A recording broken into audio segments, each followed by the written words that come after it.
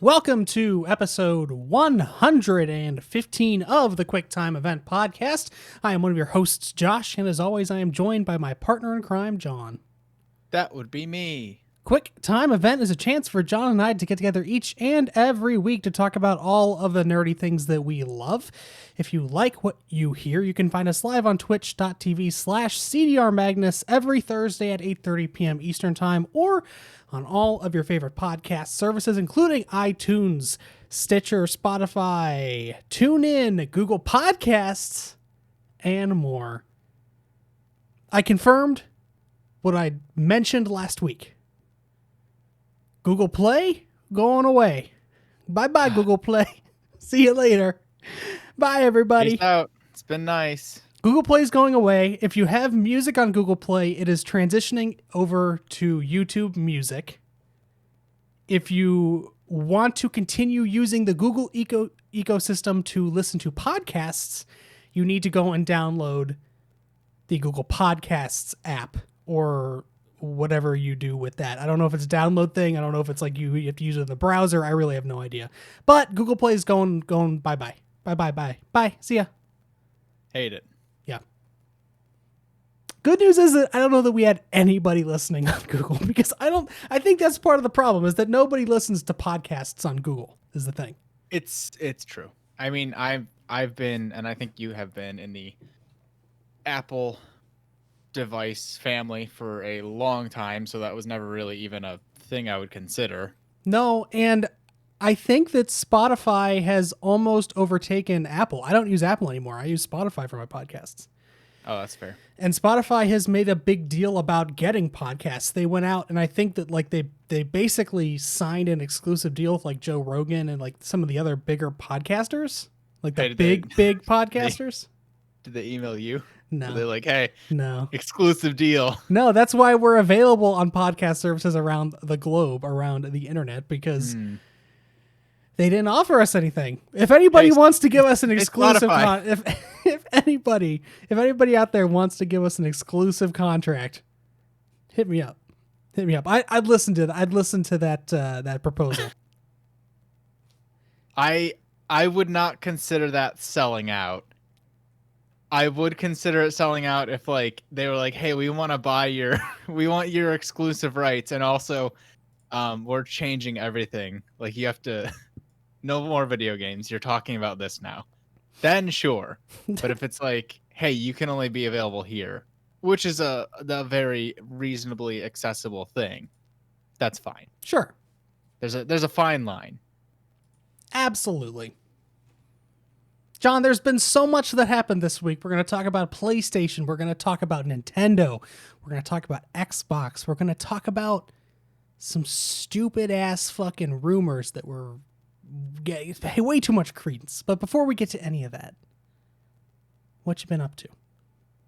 So, couple things. Before we delve into, I hate that this is going to make this even longer, but before we delve into this, I have always enjoyed fall. It's a lovely time of year. I like it when it starts to get cooler. I know that for you, for your job, it gets a little stressful, but I imagine once that's all settled down, you enjoy the fall season as well. It's the best season, despite the hay fever, despite the ever growing closer to frost and snow. Sure. You don't see the light at the end of the tunnel. You see the dark at the end of the tunnel. Yeah, despite seeing the darkness starting to creep in, it is the best season without a doubt. It's wonderful. However, this year it is exponentially more stressful and therefore less desired. Only because when seasons change, people get either sniffly or a runny nose or just some kind of cold. Yep. And I am so paranoid. You got the Rona? Was that what was that cough? Was that cough allergies? Right? Was it a cold? Was it the flu? Or was it death itself? What do you have, and why are you 3 feet in front of me? Get out. Not even that, just like I'll walk my dog outside and forget to put on a light jacket because it's in the 60s now. And I'll come back inside and I'll be like, hey, wait, I'm am I sniffling? Did I somehow get the disease Mm, even though I've been isolating from every other living person? So it's driven paranoia through the roof. that's fair. I see where you're coming from. I've lived with allergies my whole life, so I feel like I have a pretty good read on like what my body's doing, What's the norm? which is why last year when I had that weird ass cough for 6 months, I was really Yeah, concerned because I had yeah. no idea what that was. You were patient zero. You had the Rona. I had the Rona. It started in late August. Newsflash. Mm. Coronavirus hit the US in late August and it lasted for 6 months. No. Uh, but that's why I was so concerned last year because I had never had a cough that lasted that long that like it wasn't it did like antibiotics did nothing. Yeah. Allergy stuff did nothing. Let alone it turned out to be a fucking digestive issue. But like to get there was such a pain in the ass. Saw many doctors. We've been over this many times. But I feel like I have a pretty good read. So like right now I am sniffling and coughing a lot, but I know it's 100% because all that fucking ragweed out there is doing what little ragweeds like to do and Which mess is up make my your life fall. hell. Yeah. Yeah. It's still there's just so much more paranoia right now and anxiety between both myself and like, oh, I have to go pick up stuff from a grocery store. Well, everybody stay. You know that 6 feet thing? Make it 12. Everybody double that. Keep as far as hey you with the cough with the sneeze. I don't care if that was a one-time sneeze. You are leave my vision, leave my field of sight, please. I don't have that problem because I don't go into stores still. Mm, And Janet smart. doesn't feel this way. Right now she doesn't want to go in the store either, which is why we're doing it this way. Yes. I think I would be okay never going into another store again. Janet doesn't want that. Janet wants to go back into the stores when coronavirus subsides because she likes to pick out the browse. fruit that she wants. Oh yeah. Like the Yeah. specific vegetable. She likes to browse. Yeah. I'm fine with you like to inspect. It's like the dad who can just like slap a watermelon. right, He's exactly. like this is the Right. one. And to her credit, we have gotten some bad produce that like someone for just sure. picked out because they didn't give a shit. Getting paid minimum wage to work during COVID, which is totally fair.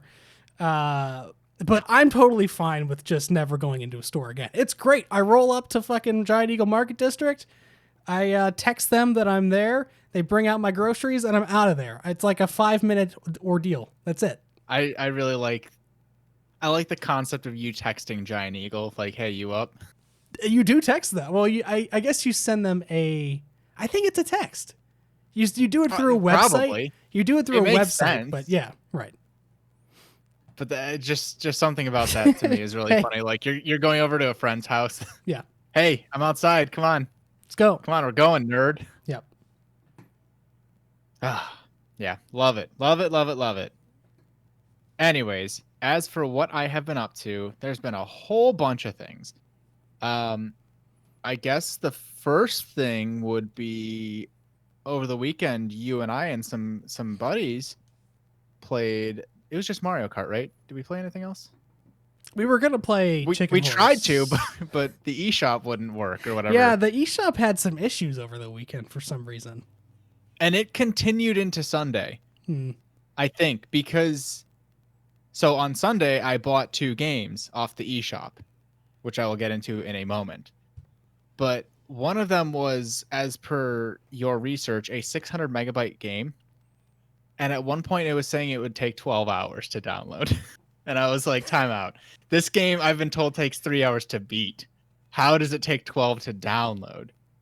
And at one point, like, I don't know, 9:00 on Sunday night, I turned the system, like it went to sleep or something, came back, the game was downloaded. And I was like, okay, whatever was going on has solved itself. So that's good. Yeah. But that was just, I don't know what was going on with the eShop that entire weekend, but It's just the good luck. Nintendo Online. I guess we didn't have any issues playing Mario Kart. We didn't have like any lag or anything like that. It was literally just if you wanted to buy something, sorry, get out. But yeah, so I bought and played Coffee Talk. which was very fun, very charming. Yeah. I really enjoyed the soundtrack was really nice It too. was. It was such a. Sometimes I would just have it on like in the background as I was working. It's on As just like Spotify. a oh, okay. That's a much smarter way to do that. Um yeah, really, really fun, really cool little story. I was worried that I would have to replay the whole thing. Something happens towards like at the end, and I thought that it meant that I'd have to play the whole thing again, and I was like, I don't want to do this. Like it was fun, but it wasn't. I'm ready to replay it already. Fun. Yeah. Um, good game though. So did you not do anything with that? No, I did. I got the I guess true ending. Okay. Did you just fast The only forward thing, through it? yeah, well, so you could go back and replay certain days, I guess. Oh, yeah. So that's what I did. Okay. Um, the only thing I didn't do in that game was the challenge mode or whatever. Yeah. It's unless you're going for the trophy, there's no reason to play the challenge mode. Yeah, There's no point. they have their own in-game achievements, like a little section. That's the other thing that I really liked about it. There was a lot of attention to detail in this game. Mm-hmm. Yeah. Like the stories were well thought out, all the characters were really cool, the music was great. The simple game mechanic that kept you engaged of making the drinks was very charming. But like if you went in the extras, there were like 6 of these little comics that delved into every character, their story just a little bit more. Yeah. Which was perfect. It didn't overstay its welcome. It was just enough. Right. Yeah, there were the comics that were in the extras that you earned. I think just by playing the game, you unlocked the comic books. That makes sense. But then, like in the story, in the game itself, there's like on your phone, there are the apps in there where it has the whole soundtrack where you can play the soundtrack and you can pick the song that's playing. It has you can be friends with people if you get the drinks right. Yeah, there's the social media aspect that if you give if you give the right drink enough times to a character, it'll unlock their full social media profile so you can see all their stuff. It's like it looked like Tamagotchi. It wasn't called Tamagotchi, but it was something like that. Yeah, it's shoot. What's that? What was that Me game that's on iOS? I don't think it's there anymore. It was like it's not. I think it's Tomodachi. Is that the word? It means friend. I think Tomodachi means the word friend. Is the word friend in Japanese? Maybe that's what it was called then. Which Tamagotchi is like a play on gotcha, like gachapon machines, like I got you kind of thing. You're my gotcha friend, but you're my friend or else. But then in the phone, there's the Daily Whispers app, which is the newspaper that the one character worked for. And there's like just a bunch of world building in there that's like totally optional. You don't have to read it, but it like flushes out this world. Yeah.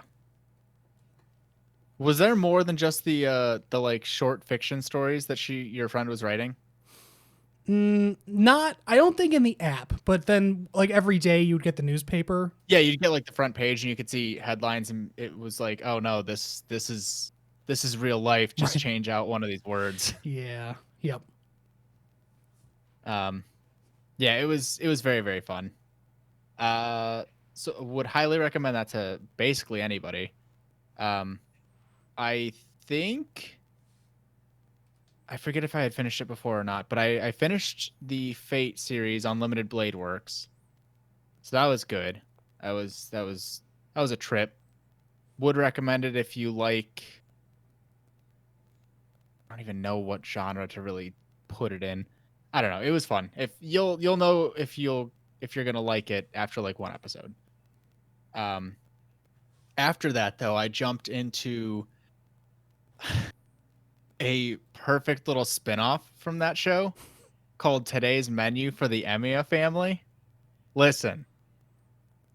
Only reason I did that was because it was fresh in my mind and it takes all these characters who were like trying to just absolutely murder each other and they're all hanging out and having dinner together. Like they're all friends now. And it's like it was so wholesome and pure and like one of the characters who would normally be all about honor and like just in your face and fighting, like they were clearly very food motivated, and it was just nice to see this drastic change. I did finish that though yesterday, so I am finally full on committed to going to I forget what it's called now. Panda Show. A Death Metal Gretzko? Panda. A Yeah. Gretzko. Yeah. So I'm finally gonna jump to that. And as for what I did after coffee talk, I started a little game. I think I had mentioned it last time, called Moon Remix RPG Adventure. What a name. What a name. Did you look into this at all anymore? No. It Give me the is spiel. it is very very unique. I understand why this game or how this game influenced Undertale. Cuz the very start of the game, you're playing a game. You're playing an RPG, and it's just very stereotypical, like big knight goes out, kills slimes, levels up, goes back to town, goes back out, finds the dragon, kills the dragon, blah blah blah. It's very very what you would expect from an RPG, especially back in the day. This game then, like, you have to shut off the game and your character gets like sucked in. And so you're playing alongside this just meathead hero who's just killing everything, and all these other like things and characters in the background are like kind of ragging on him the whole time. And they're like, "Hey, yeah, he's kind of a dick. Like, he just goes and kills things for EXP. Like, this slime did nothing wrong. Well, look at this. This is sad." And so the whole game is about like making people happy and earning what they call love. I can And just see some parallels here. Yeah. Yeah, essentially just setting the world right after this dickhead just goes and ruins everything. I can see So, where Toby Fox maybe drew some inspiration there. oh Maybe yeah, a little yeah, bit. for sure. It does have a mechanic that I don't love, and that is the fact that like you have like an action limit on what you can do in a day, and it's not like it's not really spelled out. Like if you walk around for too much, you'll just start kind of like almost limping. Oh, Like you won't walk with as much pep in your step, as they say. sure. And the only way to fix it is to go to a bed and sleep. And I've only found one place to do that. So like I'm very much stuck in Hmm. terms of how far out I can go to do stuff.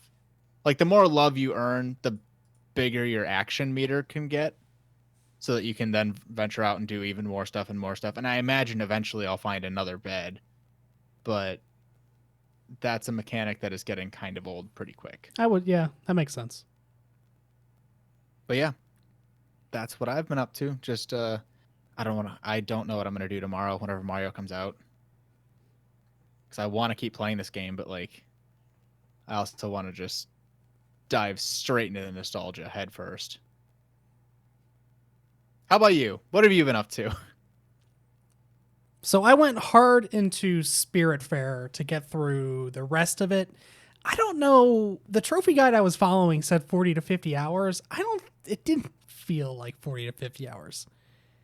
That's good. I think it felt more like 25 to 30. I don't know if that's just because there was like, I don't want to say quite a bit of content that I skipped, but there was some stuff that I didn't do, that I didn't feel like I needed to do, because the game is paced very well, very, very well, until the last like 2 or 3 hours. And the reason for that is because you start to lose some of your passengers as you complete their tasks and like you finish their storylines. And then isn't the point of the game that you're like helping them cross over to the afterlife or something? Yeah. So Okay. I don't think I've said this on the podcast, but essentially the premise of the game is that you find out what the actual like metaphor is at the end of the game, and there's like an actual reason for all of this. But at the start of the game, you take over for Charon. Charon is the ferryman in Greek mythology. He ferried people to the underworld down the river Styx Okay, on his makes boat. sense. And basically, Yes. you start the game. Charon says, "Hey, I'm retiring. Here, you can take this job now." You And can't then, do that. You're an immortal. This doesn't. That's not how it yeah. works. So then you become the Spiritfarer, and you start ferrying these lost spirits to their afterlife. And so Yes. you start the game, and you have one spirit with you, and then there's 11 that you get over the course of the game. And I think I only ever had like 4 or 5 on the boat at once. But towards the end of the game, you're down to like 1 or 2, obviously, because you start to get them off. Yeah, yeah. And it slows down a little bit. Well, yeah, you can't go around and take care of one thing, Right. then another, and by the time you're done, the first one's ready to go again. Yeah. The other thing Probably. is I finished the main story, and then there were some trophies I had to clean up basically at the end of it that I didn't have to do. I could have finished the game way before I did. But like you have to finish basically your crafting manual for you have to get all the food recipes. You have to do so many tasks for this one character. You have to fully upgrade your boat. There's just some stuff you have to do, and I had finished essentially the story before I got to do a lot of that other stuff. So it was a little bit grindy at the end, but a lot of that was my own fault just for trying to be a completionist about it. Sure. But yeah, the gameplay loop is just so good that I talked about last week. It's such a carrot on the stick that just keeps it keeps on giving. Like the carrot never goes away. The carrot just only gets bigger until you complete the game. Infinite carrot. Love All it. the carrots. But then, yeah, like the theme of the entire game is death. Very clearly in the name, it's you're ferrying spirits. It's all about death, and the emotions that it can elicit. It's very much thematically, almost actually this is identical to the Moon and Finding Paradise in terms of just the themes that it deals with, and actually how it deals with those themes too. Oh boy. There's a lot of parallels there, and each of the spirits Boy. have like their own thing going on. Like it never tells you straight up how these spirits died, but it gives you clues, and you sort of you can kind of tell. But then I feel like the game also allows you to put enough of your own experience into it to like Okay.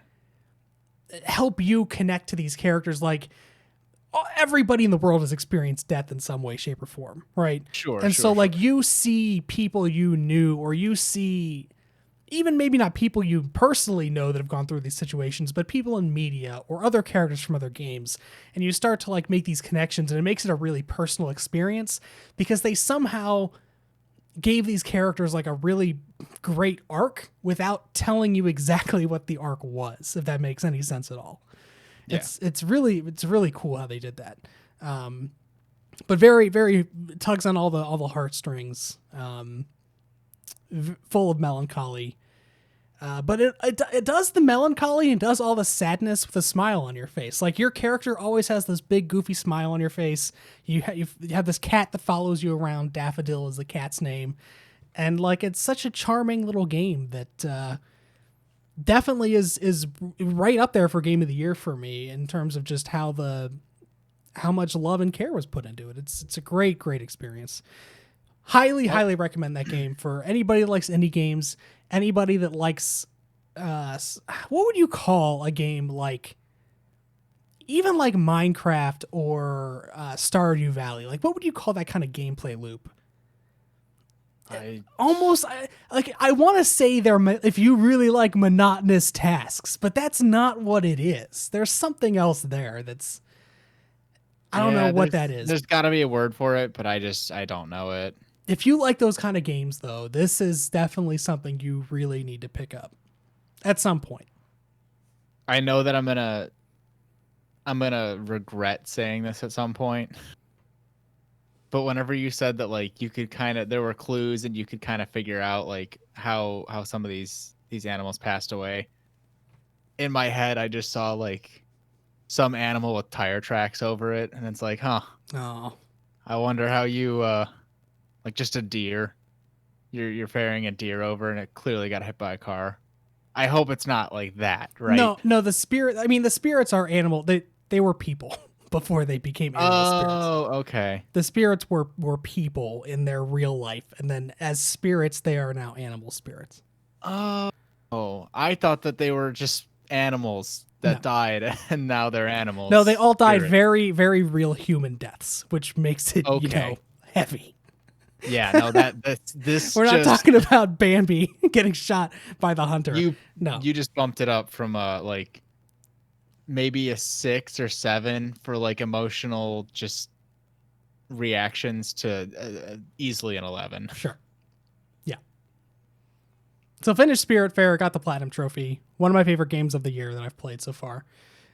Then I started Dark Souls Remastered because I wanted something very different. I saw that. I saw in your recent trophies on my my PlayStation like feed. Yeah, so with my experience with the Souls series is weird. I platinumed Bloodborne. That was the first ever Souls game I played, was Bloodborne. Mm-hmm. I played a little bit of Dark Souls 2. Not the remaster, the original one. That's it.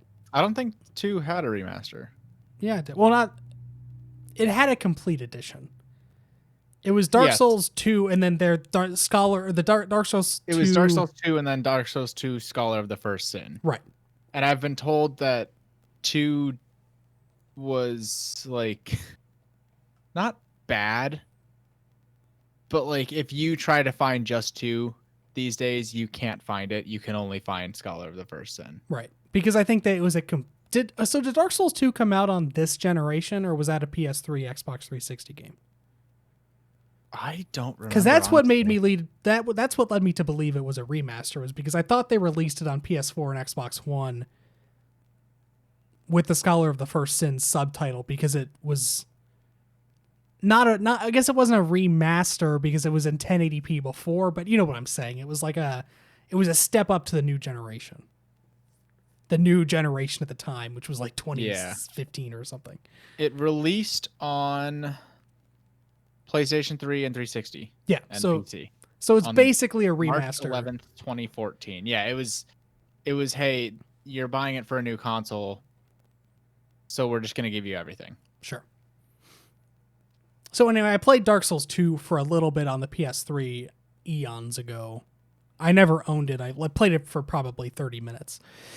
And so I decided that with Demon Souls coming out for PlayStation 5 and it looking good, goddamn amazing, like I feel like I should give the Dark Souls series a chance because I haven't done that before. So I started with Dark Souls Remastered, and I've played. I haven't put that much time into it. Probably like 3 or 4 good sessions.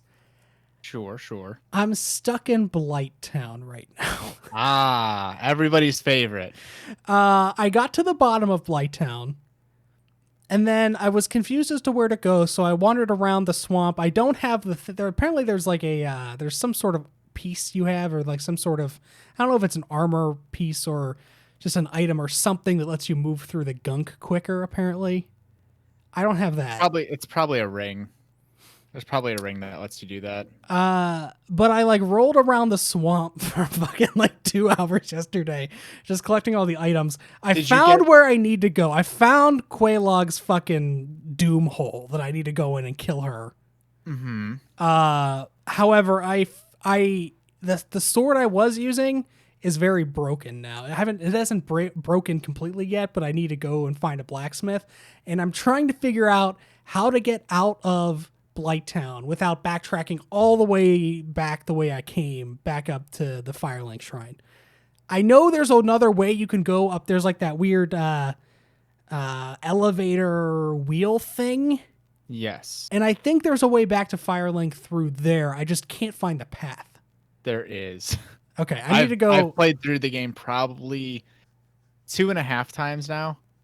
The last time that we all played it, we just did the DLC mainly, so we didn't go and beat the game again. But I've played through the game 2 times fully, so I do know exactly where you're talking about, and I know where that path is. Okay, I just need to go and look harder, apparently, because I couldn't find another ladder. I couldn't find the path when I went over there. I killed everybody over there. There's a bunch of those fucking little blow dart guys that I hate. Yeah, that'll poison you. Yep. Yeah. Killed all of them. They're dead, thankfully. But I can't find the path. So that's my goal for tomorrow, because I need to go back. I need to upgrade my weapons as a thing. I'm not doing enough damage to Quelaag right now to be able to beat her. I whittled her down to like 50% health, but it took me 20 minutes to do that. Jesus. Because the sword I was using to this point in the game is almost broken. I don't want it to break, so I swapped it out for the Claymore, and the Claymore is just doing jack shit right now because it's not upgraded at all. It's just the base level Claymore. So I kind of fucked myself there. I need to go back to the shrine. I need to go back to the blacksmith and get that fixed. I wish that I wish that crossplay was a thing, because I'd love to just hop into your game at some point. I haven't really had. I wouldn't like show you where to go, because the game is 100% about exploration and letting the just like environment do the storytelling. Yeah, I haven't had really having a second person. There's a lot of fun. At least it was for me. Yeah, I haven't really had that big of a problem with the bosses or with the enemies so far. I don't like, or I guess I should say, I'm missing a lot of the advancements that were present in Bloodborne, especially, and I guess even like what was the game I played last year? What was that game? The anime Dark Souls game. The Code Vein. Oh. I miss being able to fast travel from bonfires. I feel like that's such like a fundamental thing in Souls games now, and you just can't until late game apparently, and it's only a few bonfires. You do get it, but like you're 75% of the way through the game at that point. I haven't. Thanks. I've purposely. I'm not following guides. I'm not trying to get the platinum trophy, so I'm not following any guides. But I have like, when I have questions, not like where do I need to go, but when I have a question about like, hey, why can't I do this thing that I feel like I should be able to do, I'll Google that question. Why can't I warp at the bonfires like every other Souls game? Yeah, right. So, yeah, that's an experience. Definitely, I'm not going to get through all three Dark Souls games before Demon Souls comes out, but Demon Souls isn't going to be a day one purchase for me on PS5 anyway. But I do want to get through that whole series because I feel like it's a series that I've missed out on, and they are really fun games to play. Yeah, for sure. Why not? Why am I not doing it? We are. I forgot. After we all played over the weekend, I played more Dark Souls 3 with my little group of Dark Souls buddies. We're getting close. We're pretty much at the final boss in the main game, but we have since split off and are doing a lot of the DLC right now. So I've never played Dark Souls multiplayer, any Souls game multiplayer. Is it like is it harder? Like, do the enemies have more health? There is scaling, but I don't think it's in the first one. I think in the first one they like forgot to do that.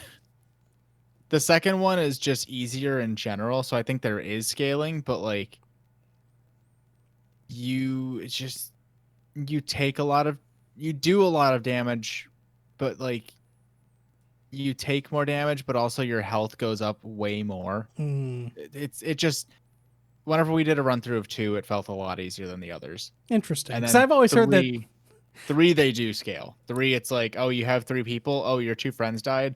You might as well reset because you're not. This boss now has like 80% more health. Okay. Good to know. Yeah. So that's what I've been up to. Good old Dark Souls. Okay, so we have several things to talk about tonight. We have huge news. The runner show. Huge news. Good news, everybody. But before we get to the big stuff, I also jumped into Fallout. Why did you tell me I said that last week? Why did you say because I didn't know that I said it when I said it last week. And now it's what I call the damn thing. Love it. I played Fall Guys. Like 3 rounds of it a couple days ago. I played once, and it was literally today before the podcast. Fall Guys mid-season update came out on Tuesday, I think, with 3 big things. Big Yeetus is now in the game. big old Yep. hammer boy at the end of a lot of the racing maps allows you to yeet yourself, hopefully close to the finish line. Then There's also a lot of just bobbers in general. yeah, add a lot more hazards, I Fruit. guess. And the game Oh, yeah, types the fruit. are a lot different. Well, not I'm different, but I'm like getting there. I'm getting there. okay, I'm getting okay, there. okay. So Big Eatus. Step 2, they Yes. ended anti-cheatus. So now on the PC, they've implemented, I think it's Epic's cheating system is what Yes. they rolled out. So cheaters, beware. If you're not already banned, you will be. And then they also implemented a bunch of stage remixes, which include things like just absurd amounts of fruits, like at the end of some of the racing levels where you have to like climb over essentially. That's impossible to do. I saw this in a video, but I did not. I played the tilting one, the seesaws, Seesaw. twice when I played the other day. I think what you're talking about is completely random. Okay, so there's one where the seesaws flip directions. It looks like. Oh, I didn't see that. So instead of being horizontal, they're this way, and they go like this, up and down. Hate it. Yeah, I saw that in a video, and I don't know. I haven't encountered that myself, but apparently that's a thing. But yeah, a bunch of stage remixes. I really wish that they would have implemented that at the halfway point. I understand that it was probably like in the works and they were doing these other things. The anti-cheat stuff was really huge, especially on the PC side. So I understand it's a brand new game. I really hope that next season They do this halfway. yeah, because that was when I hit my wall. Was like halfway through the season, Yeah, I was like, for sure. I don't want to play this again. But had they implemented these stage remixes, I would have been way more engaged, probably. Oh, for sure. That last 4 hours to get to level or rank 40 would not have been a grind. No. Yeah, So, I did notice that I didn't know that they were changing the thresholds for game types because whenever I played, my third round was tiptoe with 13 people qualifying, and then round 4 was fruit shoot, and I was like, what on earth is happening? yeah. They did a lot of cool stuff. For sure. Okay, so Fall Guys mid-season update.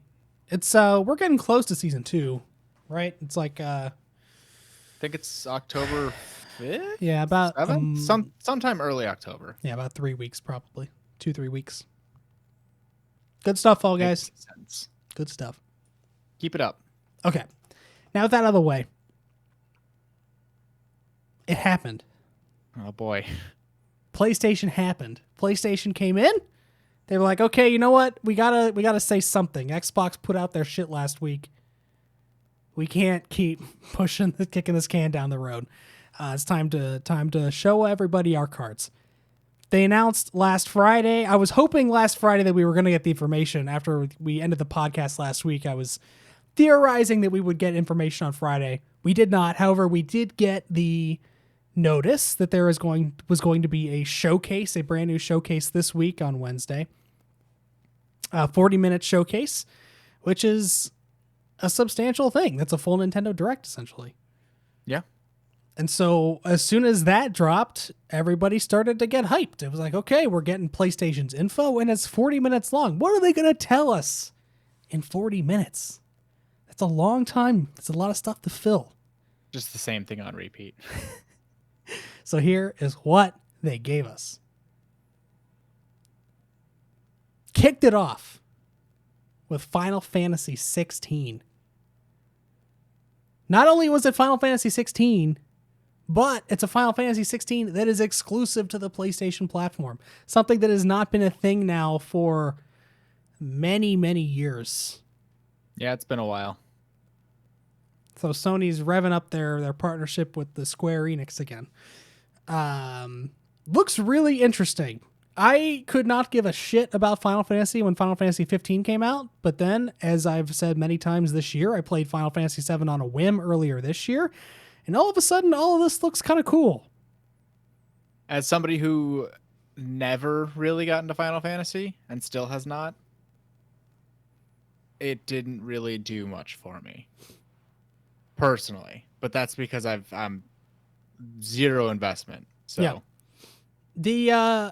I'm really interested to see what the storyline is, because it seems like it revolves around these two characters. There's this knight looking character that maybe ages. I couldn't really tell what that was about in the trailer. And then there's this young boy that apparently turns into Ifrit. Maybe, I don't know, but that seems like a cool premise for a game.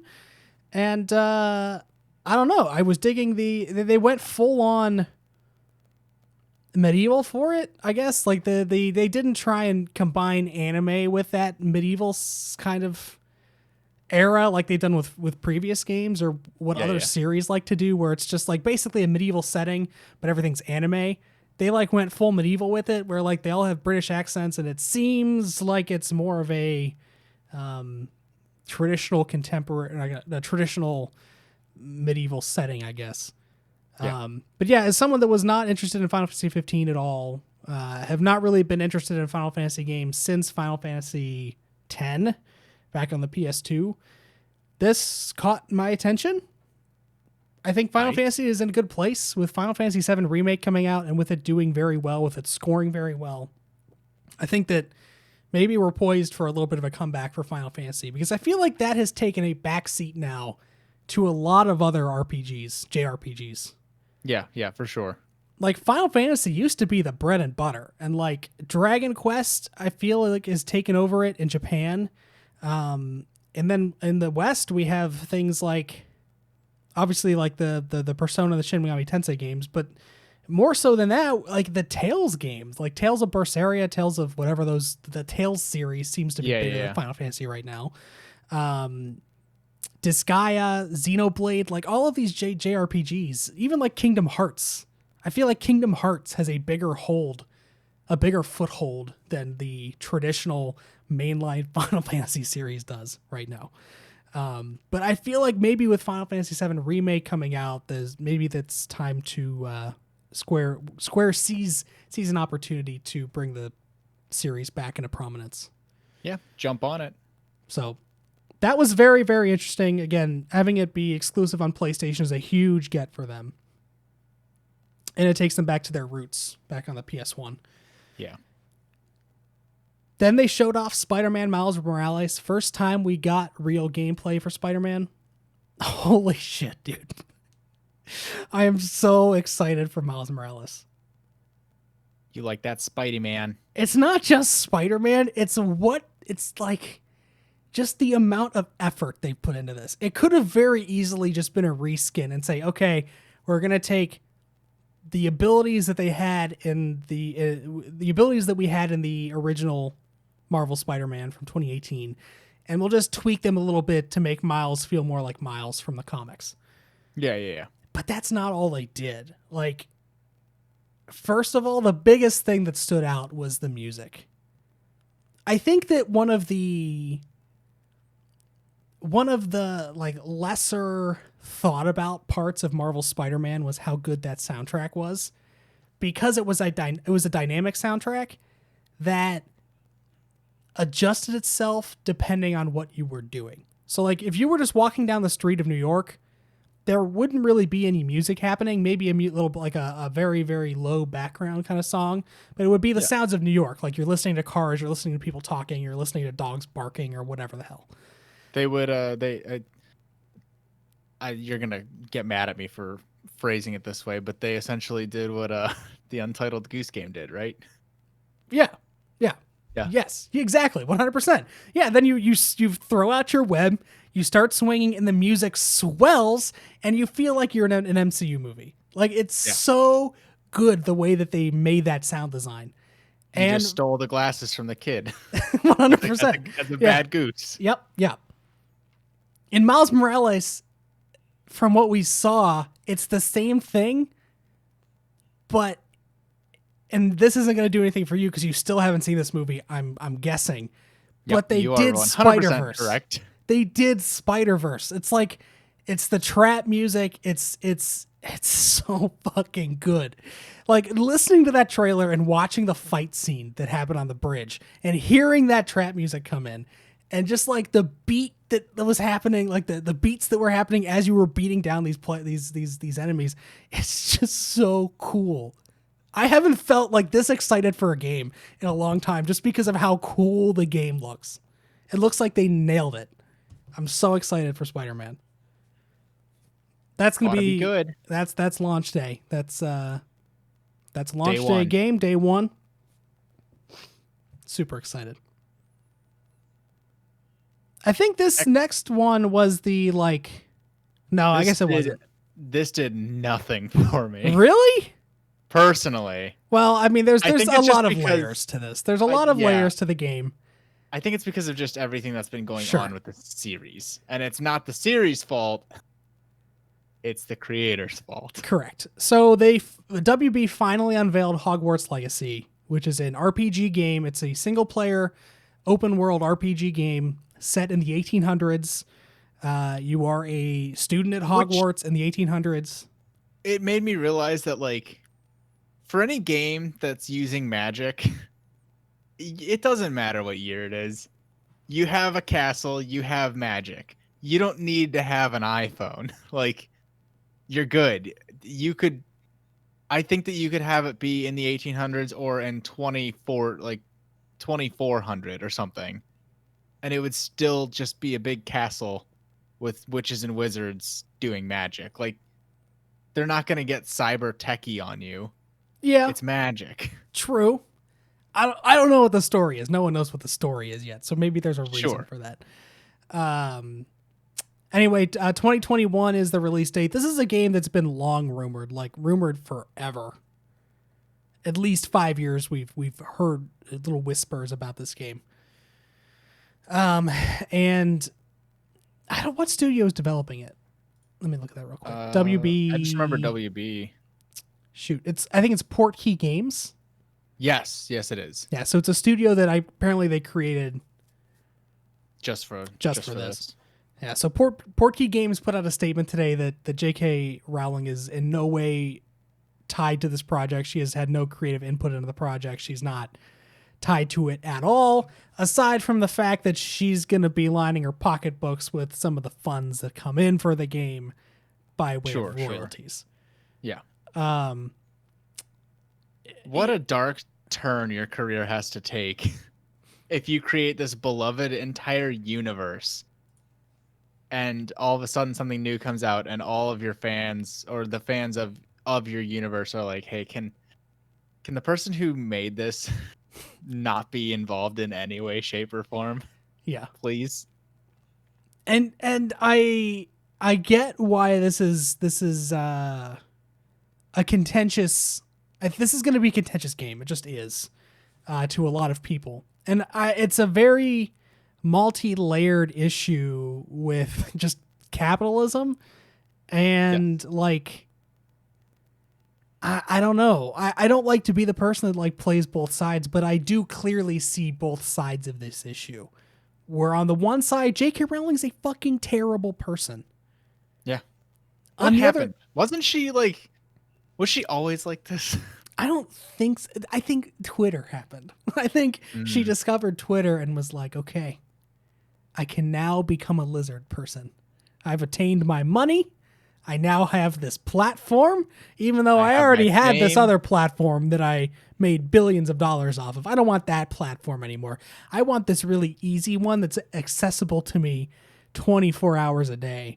Whenever I want it. It's the same fucking thing that our president did. It's like Donald Trump used to be. He's always been a piece of shit too. Into the void. And I'm sure J.K. Rowling, on some level, has always been a piece of shit person. But like they find this thing that gives them great joy, and it just so happens to give horrible anxiety and depression to the rest of the world whenever they use it.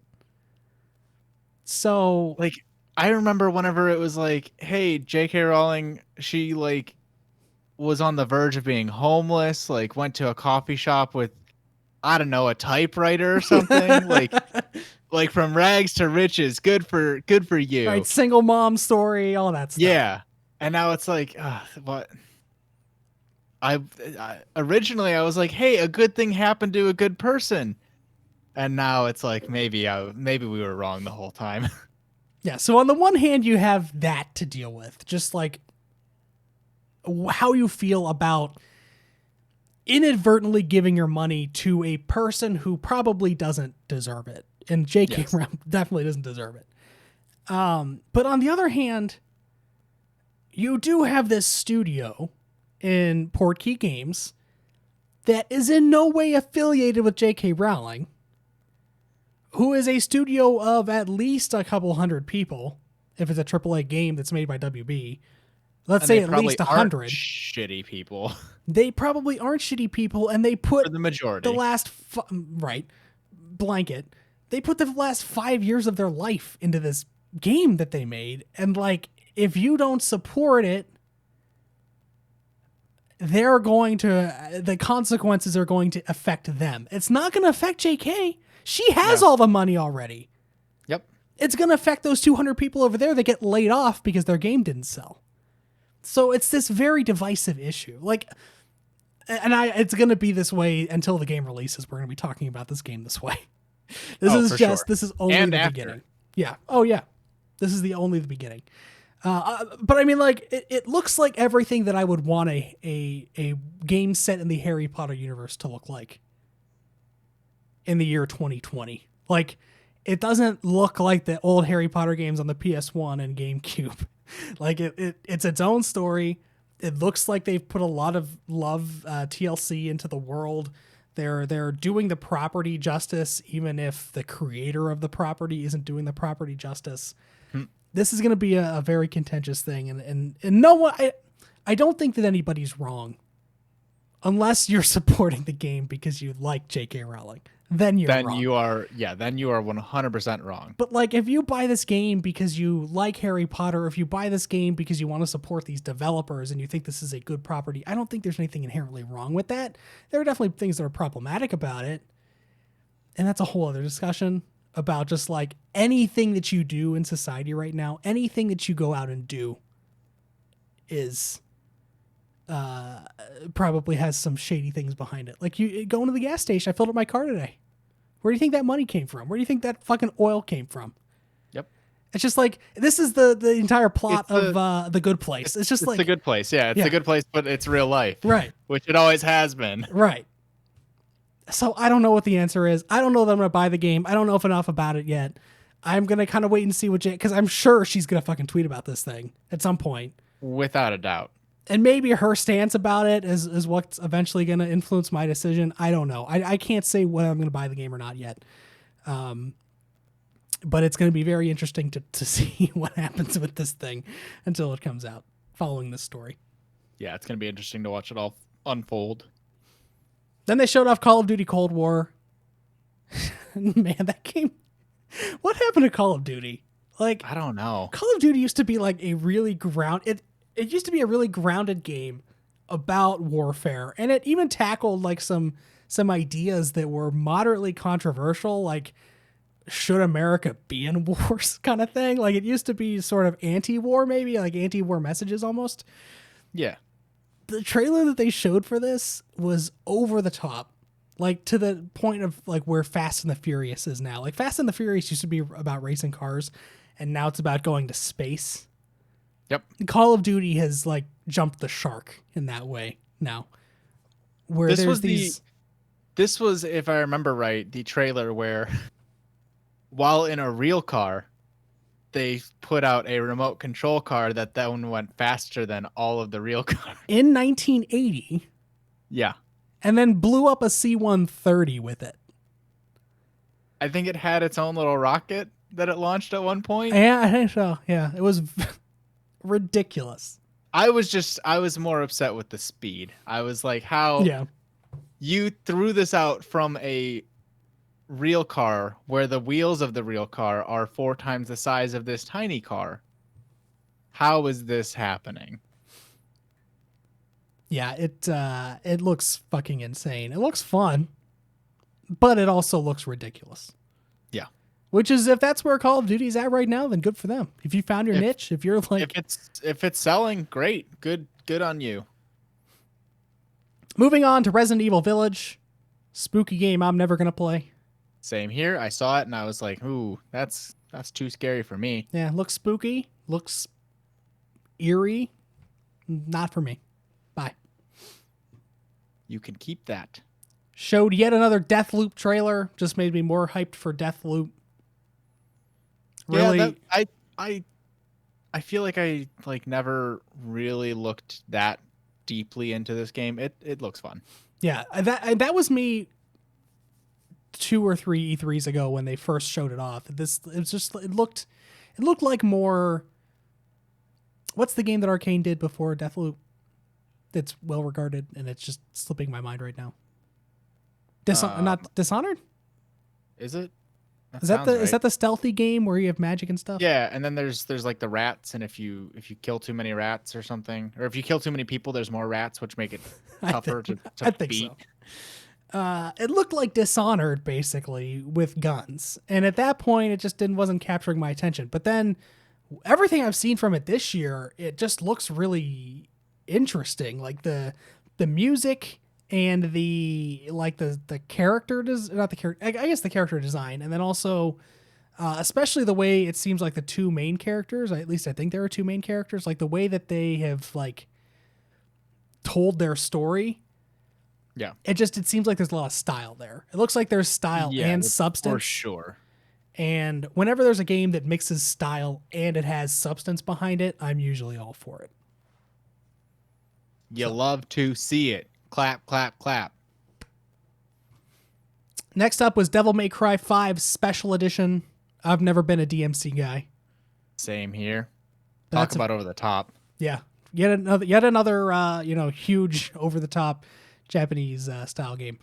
Available digitally at launch. That's a launch title, I guess. Yes. Then they showed off Oddworld Soulstorm. Not Was that an a big deal? Oddworld guy. Chat seemed to kind of blow up whenever that was revealed. Oddworld. I completely missed the boat with Oddworld, probably because I imagine it's PlayStation exclusive. And if it's not, then I just missed the boat in general. Oddworld is Oddworld Abe's Odyssey. Was that on the N64 or just the PS1? I mean, I see PlayStation. I'm not sure what that one is. Then Xbox. It was on the okay. So yeah, it's the Oddworld Abe's Odyssey was originally on PlayStation. It made its way to Game Boy at some point. Did not play that. But I played Oddworld Abe's Odyssey back on the PS1 almost 3 decades ago now. And I didn't like it back then, but I was a stupid little kid. Maybe there's something there that I didn't understand. I'm sure there was, because a lot of people do seem to like it. It seems like it's like a cult game, a cult classic kind of game that I just like missed the boat on. Yeah. Like that's how I felt whenever I saw everybody getting hyped. I was like, what is this? Why are you so excited? Yeah, I don't have the history with that game to be excited about it, but they keep making them, so people must like them.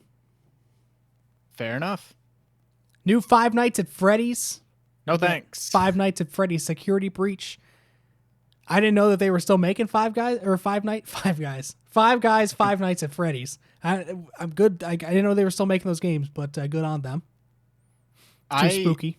At this point, I just want somebody. I want to sit down with somebody who loves this series and ask them what the hell is going on. I thought that this is all just jump scare game. Jump scare game, sell good, we make more. Cool. It sounds like there's a story. I think there's a story, and this one seems like, because they were all mobile games first, right? They were all on mobile devices. I thought that they were on PC first, but I mean, they could have been. This one looks like it looks like it's a real game. It looks like it's a real game. It doesn't look like it's a mobile game. Yeah. A real game, whatever that means. But like, it looked like one of the animatronics, which I used to just terrorize you, was your friend? ? And there was like a GLaDOS style portal robot who's controlling everything, who is now your real enemy. Like, I just want to know. I want a synopsis of what on earth this series has been building up to at this point. If you are listening to this podcast and you are a Five Nights at Freddy's fanatic, or even if you've played like more than one of the games, or even one of the game, I've not played any of them. If you have any experience with Five Nights at Freddy's, hit me up on Twitter at CDR Magnus, and we'll get you on the podcast. Come and talk about Five Nights at Freddy's. We'd gladly sit down and talk to you about that game. We just want to know what it's about, and neither of us would ever touch that game. Nope. I mean, maybe we... Ooh. Don't say it. No. Don't say it. All right. Next up, they showed off Demon's Souls Remastered, and holy crap, does this game look good. It looks very nice. I was annoyed with one thing about this trailer, and maybe you were too now that you've been playing Dark Souls 1. How the hell were all the enemies dying in one hit? Over level. Is that really No. how Demon's Souls works? I don't think so. I think they probably just built up the character for that gameplay capture for the trailer. Okay. And probably steamrolled, because from what I understand, Demon's Souls is the hardest one of all of them. So that's what I thought. Maybe it's just really hard from a boss. Maybe the bosses are just ridiculous, but like the normal enemies aren't so bad. I really have no idea. Sure. And this is a remake. This is not a remaster. So yes. I think that they've probably fixed a lot of that stuff and maybe have learned from Dark Souls and now have like the ability to go back and make this feel, not only make it look amazing, which it looks amazing, but make it feel more modern. I can't wait until this remake divides the Souls community into, oh, if you didn't play the original, then you're playing the baby game. Does that exist now? Sorry, you said you're playing Demon Souls for PlayStation 4. Oh, that's the easy one. Get out of here, scrub. Does that exist now? Are there people who say, "Oh, you're not a true Souls fan. You've never played Demon Souls"? Probably. If you've only played Dark Souls, probably deep within like subreddits or something like that. But I'm sure that mentality exists. I mean, it's the internet and a video game series. You gotta have some toxicity. That's true. But just like it looks amazing. Oh, it looks beautiful. And some of the sound design, like the sound of the weapons like hitting some of the enemies, just felt like it sounded so satisfying. Do you think it'll be up for Game Awards for sound design? Maybe. Could be. It sounded like, again, a lot of like the armor sounds and the sound of like I think he had a hammer at one point smashing into the enemy. Just like had such a great thud. It reminded me a lot of God of War, calling the axe back to you, the Mjolnir style. Like the sound of the axe hitting your hand as you caught it is such a great sound. It reminded me a lot of that. Nice. Launch day title. There was some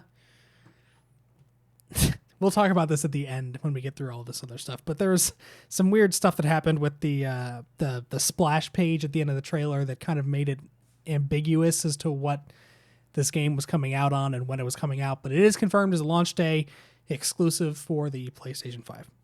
Not available on PlayStation 4, just PlayStation 5. Also seemingly not available on PC. Correct.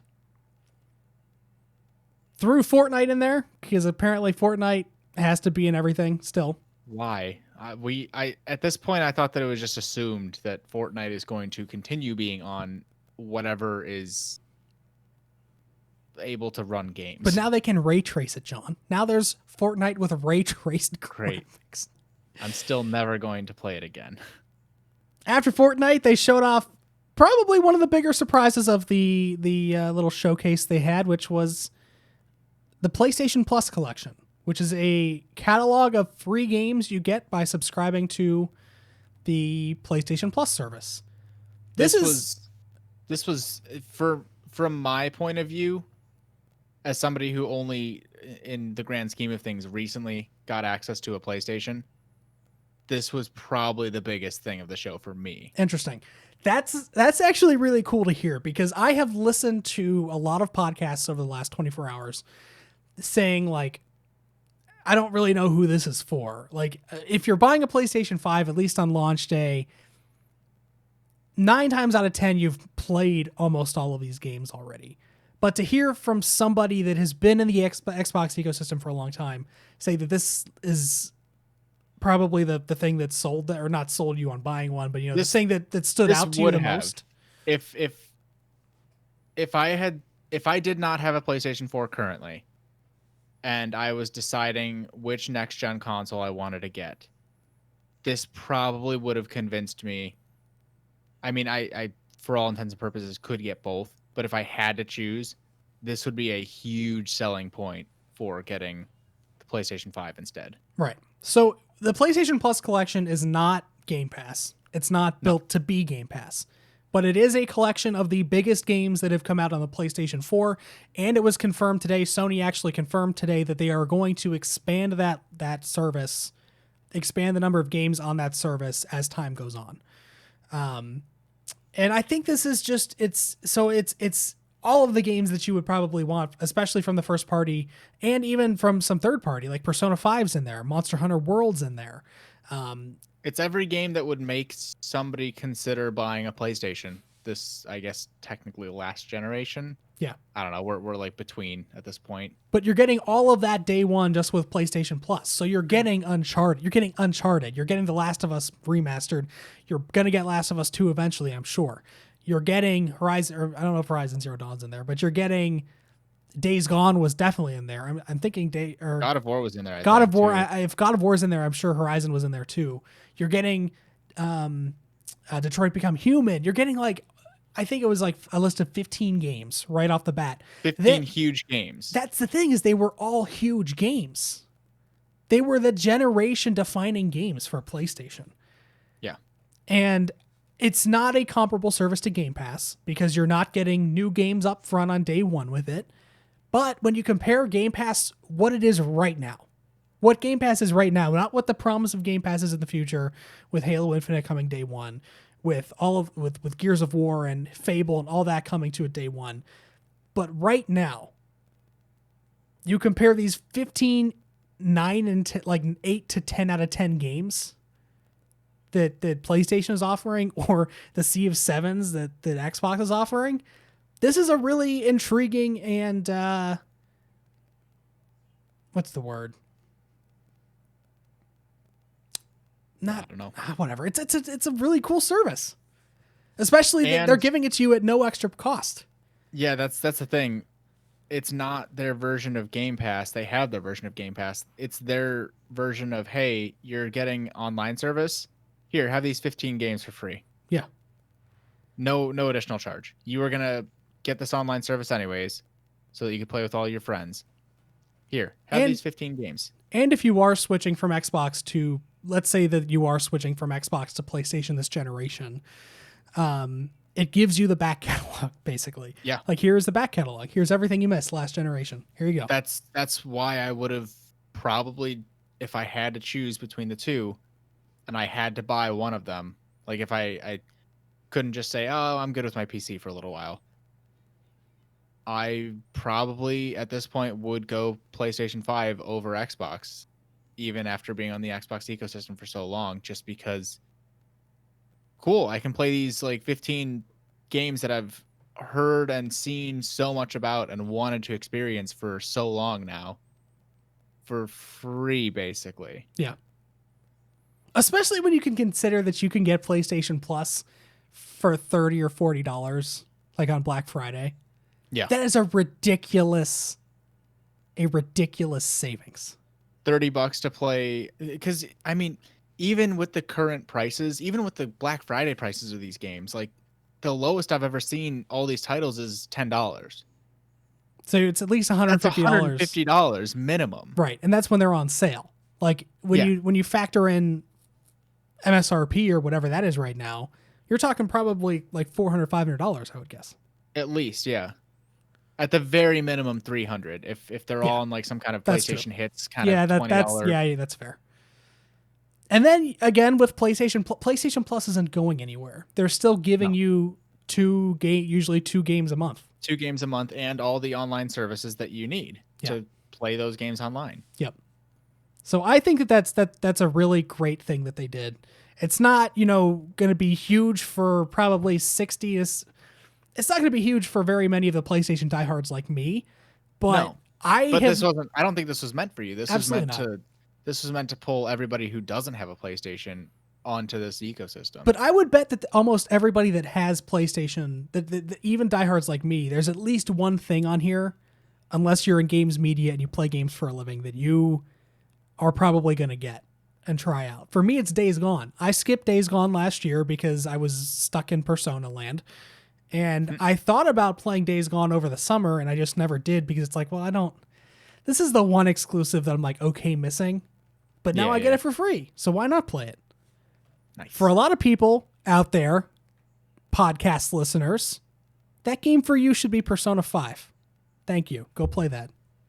And don't get mad that it's not Royal. Yeah. It's still a really good game. And then when you fall in love with it and put 400 hours into it, you can go get Royal, and then you can put 400 more hours into it. And by that time, who knows? Maybe Royal will be on the service. That's true. It'll take you months if you really want to delve into it as deeply as you possibly can. Assuming you spend a normal amount of time playing video games on a daily basis. Yep. Then after that is the big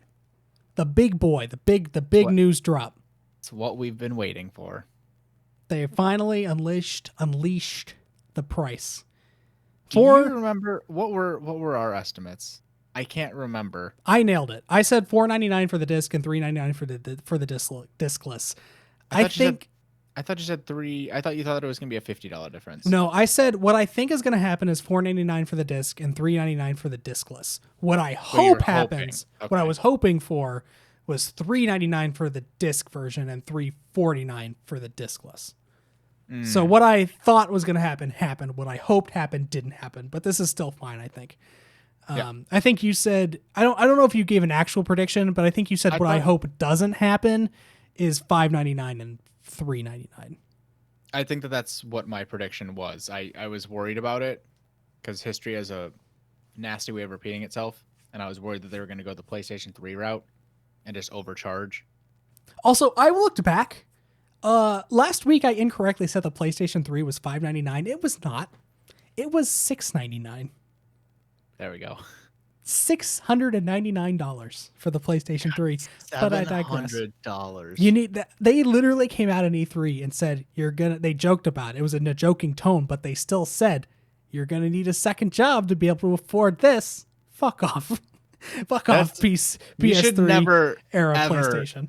If that's something you legitimately have to say to somebody who's gonna buy something that you're selling, you need to do something. Yeah.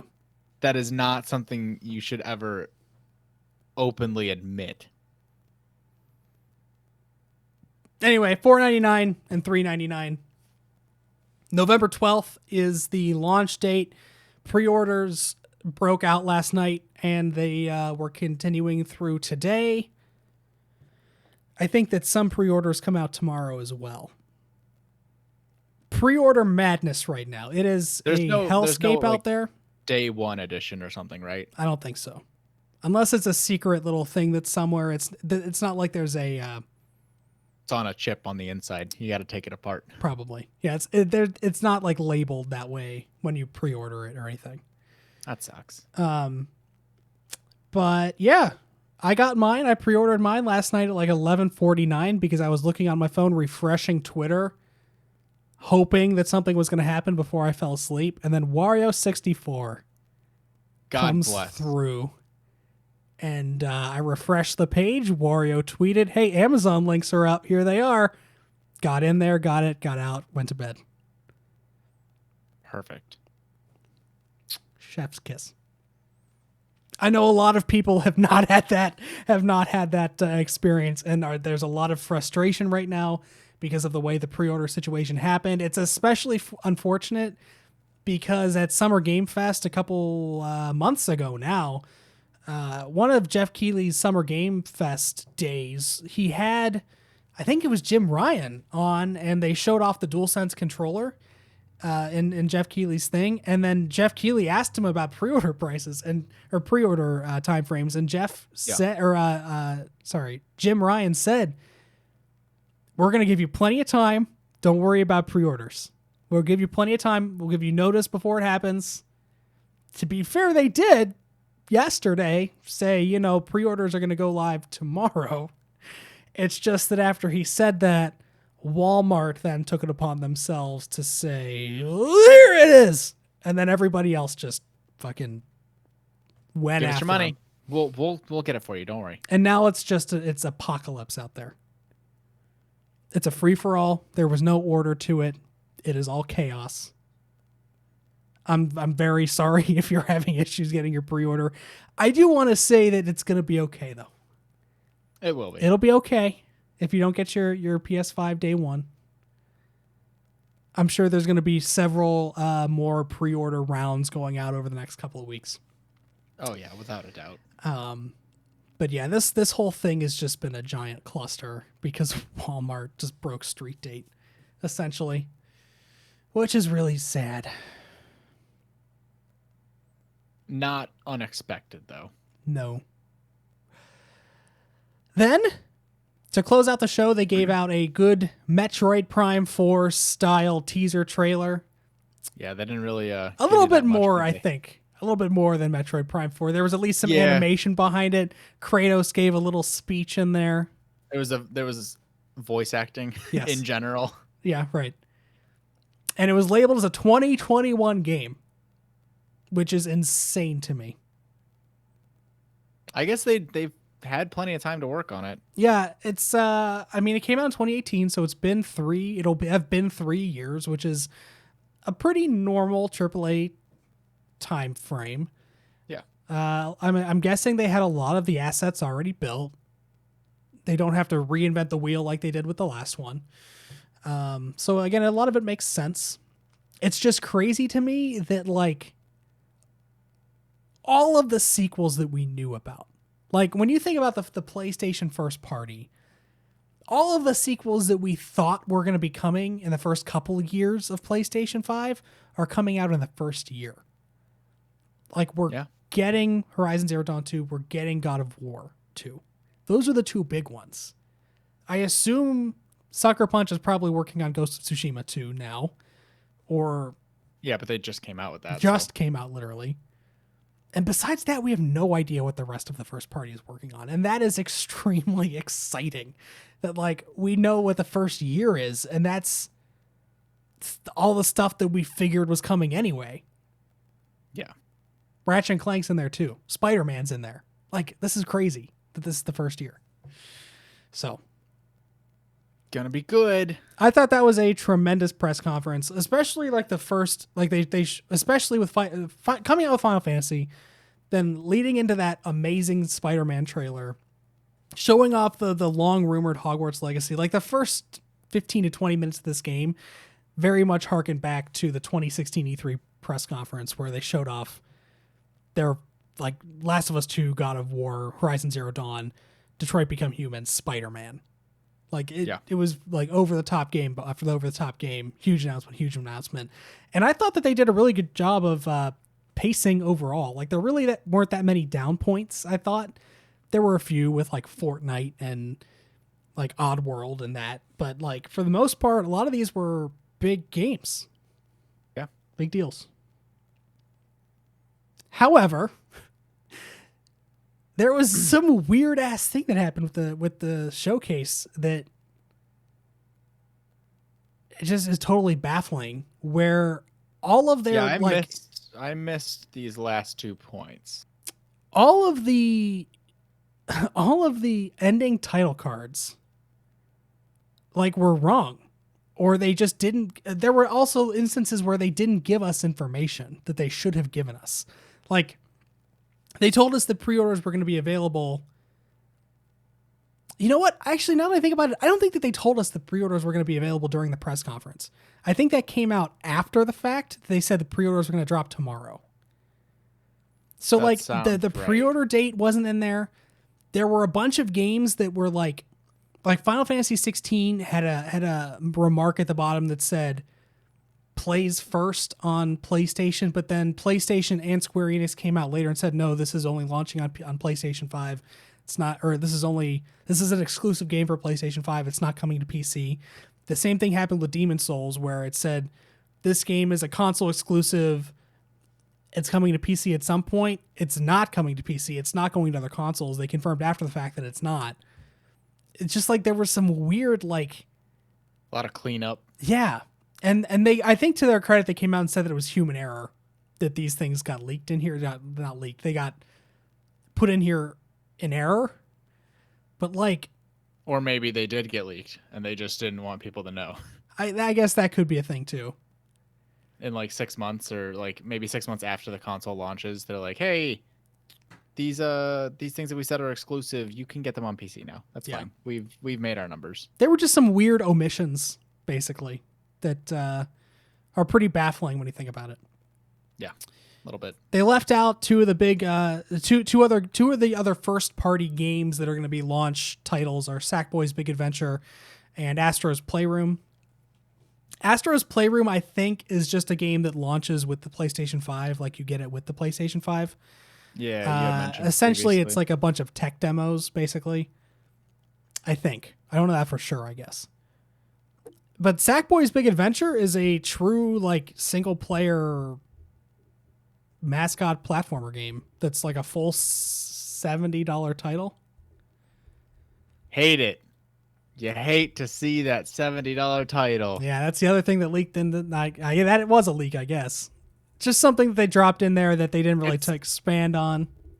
Yeah, it's kind of an understood thing that just games are going more expensive forward, now. games are getting more expensive. Everybody, keep this info from Nintendo. Hush, hush. Right, and then the last thing that came out, again, this wasn't in the presentation, but a lot of these games that are coming out in the first year are also coming out on PlayStation 4.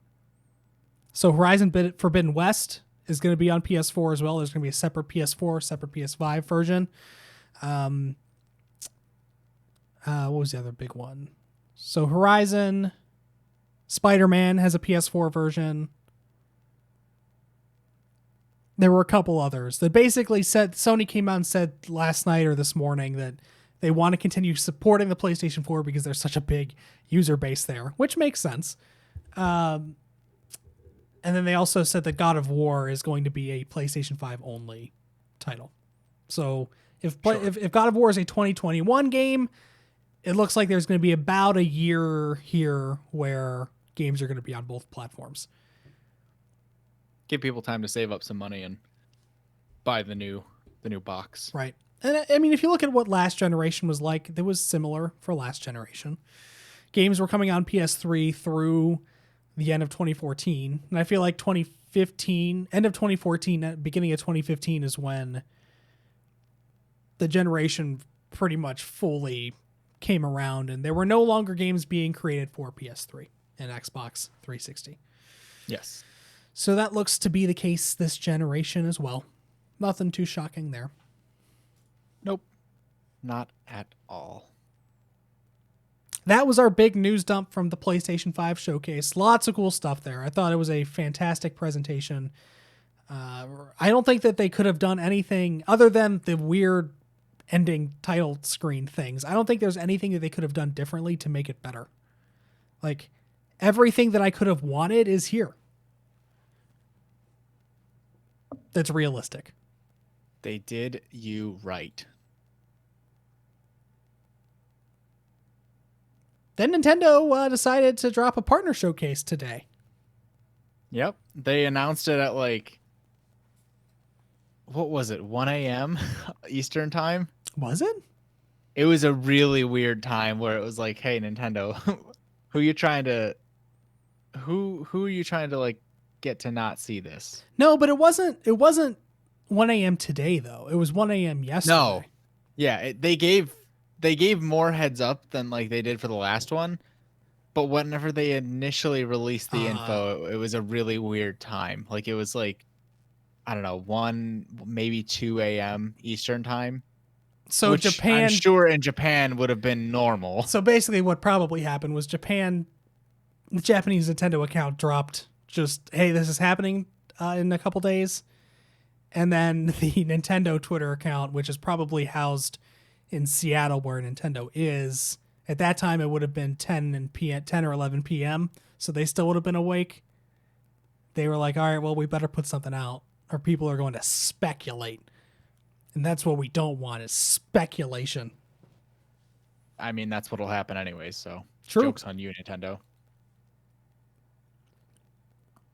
And we got a whole slew of stuff from Nintendo as well. It was a really long thing. It was like 25 minutes long. 20 or 25, I think. About, yeah.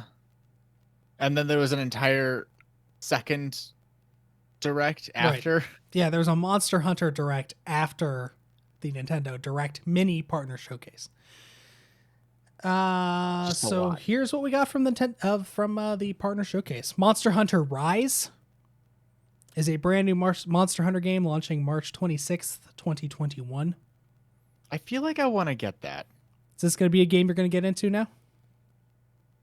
I'm so scared because of just the Monster Hunter title. Like, it's so intimidating. I know that those games take forever, but I really liked that little bug that you can just like Spider-Man web onto, and you're just essentially flying. I'm sure there's limits to the times you can use it in a row, but like the way you can move around looked like a lot of fun. That's new in this one. It looks like that parkour mechanic is taken straight from Breath of the Wild, and that's brand new in this one. That parkour stuff. That's why this one is getting my attention.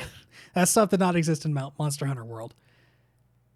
Like they specifically mentioned, I think in their mini direct after their post direct, that they wanted to focus more on like the verticality of the world. That's one way to do it. Yeah, that seems like a lot of fun. It's not that Monster Hunter takes a long time to beat, because I don't think it does really if you sink enough time into it. To me, well, that seems contradictory. It doesn't take that long to beat if you sink enough time into it. What does that mean? I guess what I should have said, it doesn't take that long to beat. It's pretty straightforward is what I'm saying. Like, It's not a 100-hour RPG. If you put enough time into, I guess what I'm trying to say is it's 40 hours if you just mainline the quest. Yes. To me, the intimidation factor is not a time sink. It's a culture shock.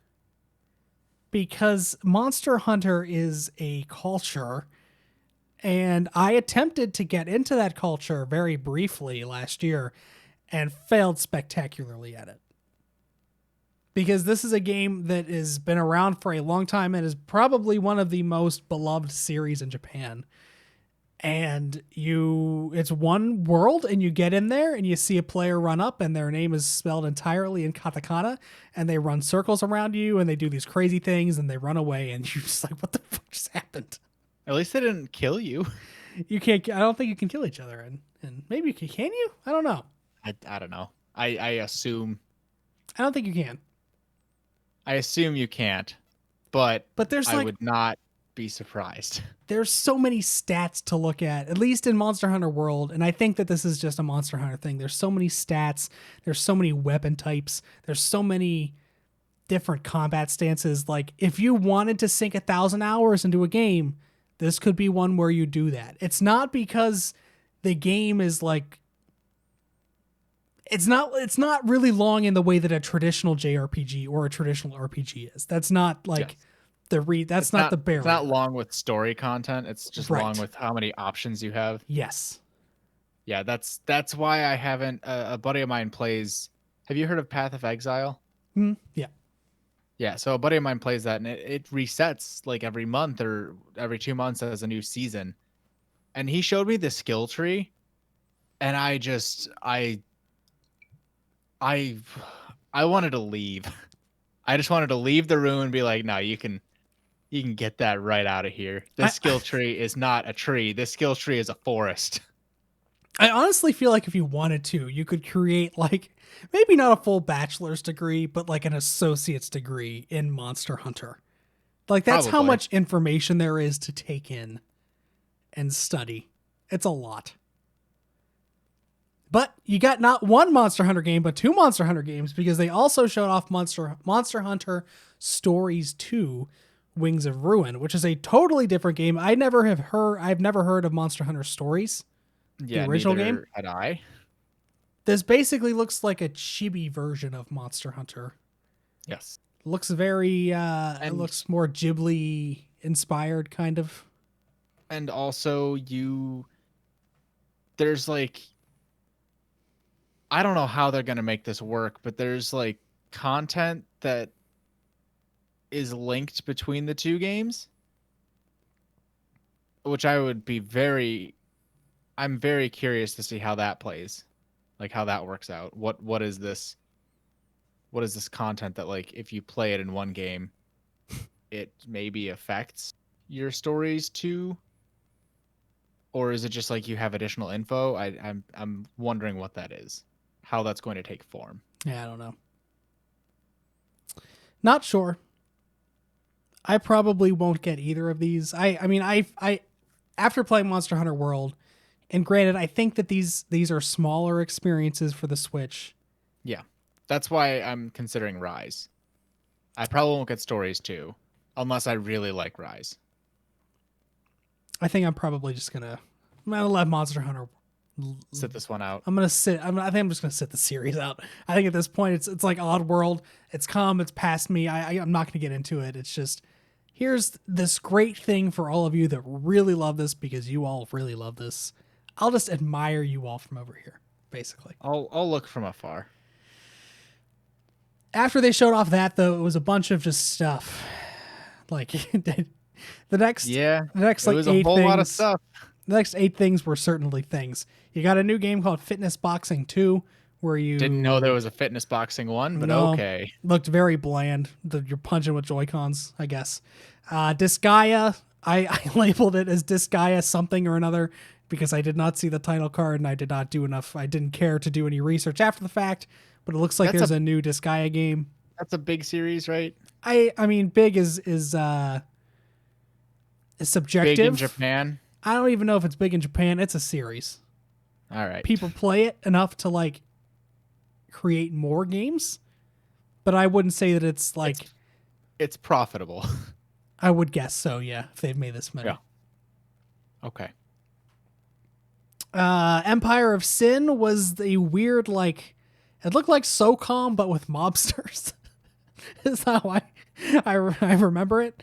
So you got Mobster SOCOM or not SOCOM. What's that game? XCOM. XCOM, yeah. XCOM, not SOCOM. Mobster XCOM. Sniper Elite 4, which is that game already came out, right? Sniper Elite 4 was on PS4 and Xbox One, I think. Yes, I think so. So this is again another over. series that like I don't understand how there's a 4. The only thing I know about Sniper Elite is that that's the game where it shows these like really graphic hitboxes when you shoot the other like when you shoot someone. Like yes. You'll fire the gun and then it'll like zoom in on your target and it'll like turn into an X-ray and it'll show his head fracturing, just exploding. February 14th, 2017 is when it originally released. So that's for PlayStation 4, Xbox One, and Windows. So that's probably Steam. Yeah, that's an old game coming to the Switch. Again, just me personally, I know that this isn't true for everybody. I don't want to play shooters on my Switch. No. None of this means a thing for me. If they announced, hey, we're not putting any more like realistic shooting games on the Switch ever, or like any Nintendo console, 100% on board with that. Please give your time and resources to other studios that are working on games that fit your brand better. Can you imagine playing Overwatch on Switch? No. That's the only one that I could even maybe see a little bit just because it's so cartoony. It's just like But no, thank you. No. No.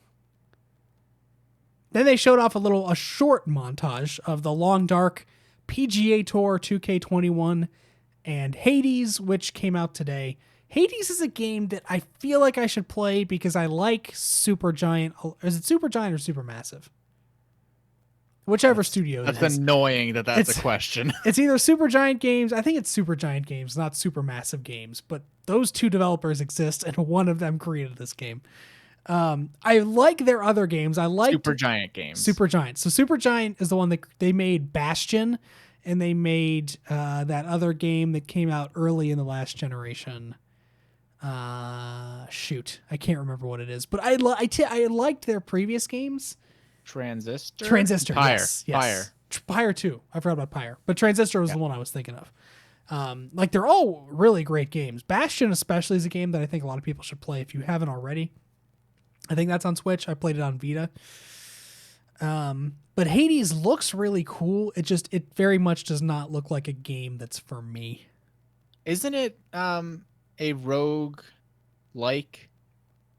It looks game? like it mixes roguelike gameplay with like Bastion and I think Transistor were both Metroidvania kinda. Mm-hmm. It's somewhere in that like 2D. This is like half 2D, half 3D isometric view kind of Sure. brawler. It looks but like. I thought that if you died, you essentially just reset and probably had no more equipment again. That sounds like a Super Giant like, game. Just like Dead Cells. Yeah. Not a game for me, but it looks pretty, and I like that developer. Came out today, I think. Or yeah, tomorrow. it's weird because like they announced it on their last partner direct, but that was an alpha. So now it's out officially. And it's been out on like PC for a while. Yeah. But I think on PC even it was still in an alpha, if I remember right. Next game that was Balan Wonderworld with a release date of March 26th, 2021. They are really hyping this game up, and I just do not understand it. It looked fun. But I don't understand I don't understand why it felt like it was like the centerpiece of the. They're treating it like it's a AAA game, though. Yeah. So I think that the guy that created it is like he was the lead for the 3D Sonic games for a while. Sure, that sounds about right. I don't get it. I don't get the art style. I don't get the gameplay. It doesn't look, to me, it doesn't look fun. It's just like, also the way that it looked like it was running. I don't know if that was just the stream I was watching or if that was how the game looked. But I did notice that. What did you stream? What did you use to watch this? I think it was on Twitch. Okay, because I started out on like their Twitter live stream or whatever thing that they hosted, and it was awful. It kept on losing Twitter's connection, retrying. It was just miserable. Yeah, and then I went to Twitch and it was fine. Yeah, Twitter. Never watch anything on Twitter. Well, I watched the PlayStation one on Twitter, and it really? It was flawless. Yeah. Interesting. That's why I thought that it would work just fine. Huh. It just seemed like in the gameplay there was a lot of stuttering. Like the way their arms were moving when they ran just looked like a game that was made for the PS1. And they're touting this thing like it's Ratchet and Clank. Like the new one. It doesn't look like that though. It looks way worse. Maybe it's a lot of fun. Maybe I'm just they're doing that over the top thing. Maybe I'm like just Call old. of Duty's doing. I don't know. But that game did absolutely nothing for me. Don't understand it. Sure. Rune Factory 5, I don't even remember what this game looked like. Again, another series that has to be successful if it's got a 5. Where were the other 4? Why have I never heard of this before? Yeah. 2021 is the launch date for Rune Factory 5. And then we got the, I think probably the biggest drop other than Monster Hunter is the unveiling of Ori and the Will of the Wisps launching today. That gives me so much. I don't know what the right word is. It's not anxiety, but it's not anger. It's a mixture. Because all I could think of was, hey, I played this on the system it like originally came out for and had so many frame rate issues. Well, how are you going to make this work on the Switch? It's out now, right? Let's And see they if said that they took time and like specifically updated and made it so that it would run flawlessly at 60 FPS on the Switch.